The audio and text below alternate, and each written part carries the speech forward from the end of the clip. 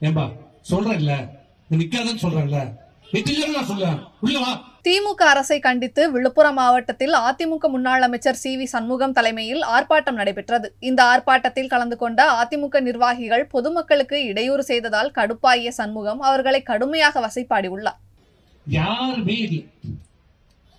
யாரும் இல்லாத இந்த நகராட்சி எப்படி செயல்படும்? ஏம்பா சொல்றேன்ல, நிக்காதன்னு சொல்றேன்ல, நான் சொல்றேன் உள்ள வா. யார் அங்க இருக்காங்க? போய் அங்க எல்லாரும் அனுப்பிக்கிற பண்ணிரு போ. எல்லாரும் அனுப்பிவிடும். யார் நிக்கணும்?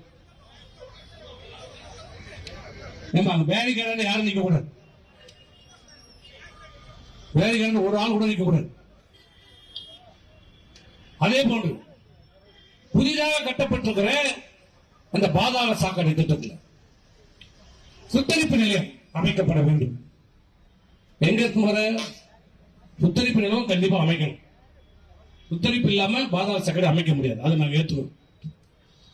அதை பொதுமக்களுக்கு பாதிப்பு இல்லாமல் குடியிருப்பு பகுதியில் அழகுகளே அமையாமல் அதை நீங்கள் நிறைவேற்ற வேண்டும். அது அரசாங்கத்துடைய கடமை. நீங்க தான் பார்க்கணும். மக்களுக்கோ எந்த பாதிப்பு இல்லாமல் செயல்படுத்த வேண்டிய கடமை அரசாங்கத்திற்கு இருக்கிறது. எங்க போய் வைக்கிற சுடுகாட்டுல அதை ஆக்கிரமித்து அங்க சுத்தரிப்பு நிலை வைக்கிறது. செய்திகளை உள்ளது உள்ளபடி தெரிந்து கொள்ள ரெஃப்ளெக்ட் நியூஸை சப்ஸ்கிரைப் பண்ணுங்க.